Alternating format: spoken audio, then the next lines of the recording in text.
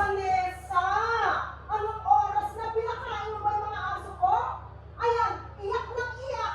Ginugutom mo yung mga aso ko na nga naman pinakaasikaso ko sa'yo.